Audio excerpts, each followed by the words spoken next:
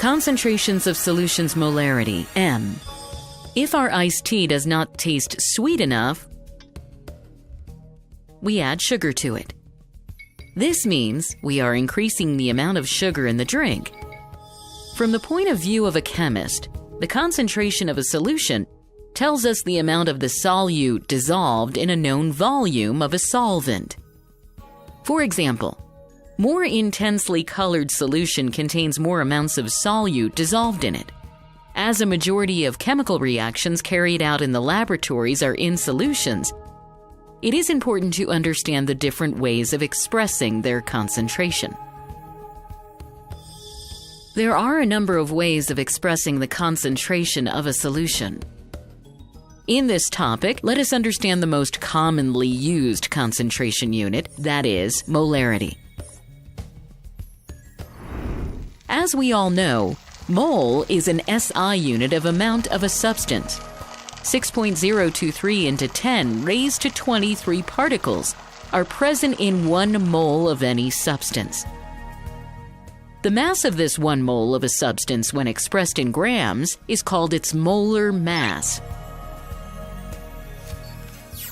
The number of moles of a solute present in a given solution can be determined by dividing the mass of the solute by its molar mass. The number of moles of a solute present in 1 liter of solution is called its molarity. It is expressed in mole per liter or mole per decimeter cube and is denoted by an uppercase M. Let us prepare 0.1 molar nickel chloride solution to understand the concept. For this, we need to weigh exactly 0.1 moles of NiCl2, 6H2O, which is equal to the product of the molar mass of NiCl2, 6H2O, and 0.1. This is equal to 23.77 grams. Now, transfer this accurately weighed NiCl2, 6H2O, into a 1 liter standard flask. Add a small amount of distilled water to it. Swirl the flask gently to dissolve the solute in water. Then fill the remaining flask with distilled water exactly to a 1 liter mark. The solution now contains 0.1 moles of NiCl2, 6H2O dissolved in 1 liter of the solution. Thus, the prepared solution is 0.1 molar nickel chloride solution. Remember here that the solute is dissolved in 1 liter of solution and not in 1 liter of solvent. Now let's transfer the solution to 4 other standard flasks with different capacities.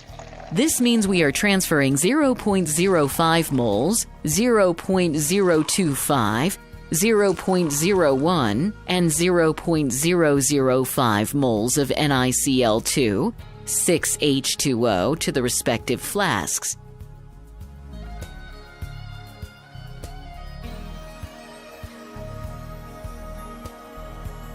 Although the number of moles of NiCl2, 6H2O solute present in each of these solutions is different, as the volume of each flask is different, the concentration of all these solutions remains the same, that is, 0.1 molar.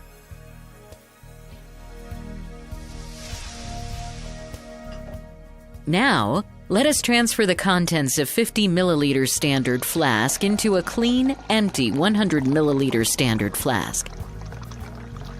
At a molecular level, this means we are transferring 0.005 moles of 6H2O into a 100 milliliter standard flask. Dilute the solution up to 100 milliliters using distilled water. The resulting solution will now have 0.005 moles of NiCl2, 6H2O, present in 100 milliliters. The molarity of this solution will be 0.05 molar. This implies that dilution reduces the number of moles of the solute per unit volume. However, the total number of moles present in 50 milliliters and the newly prepared 100 milliliters 6H2O solution remains unchanged. Using this fact, we can prepare a solution of lower concentration with the help of a solution of higher concentration Using the formula, the product of molarity and volume of the concentrated solution is equal to the product of molarity and volume of the diluted solution. Summary: molarity is a way of expressing the concentration of a solution. It is the number of moles of solute dissolved per liter of solution. A solution containing 23.76 grams of 6H2O per liter of the solution is 0.1 molars, as it contains 0.1 moles of 6H2O in 1 liter of solution. A solution of lower molarity can be prepared by diluting a solution of higher molarity.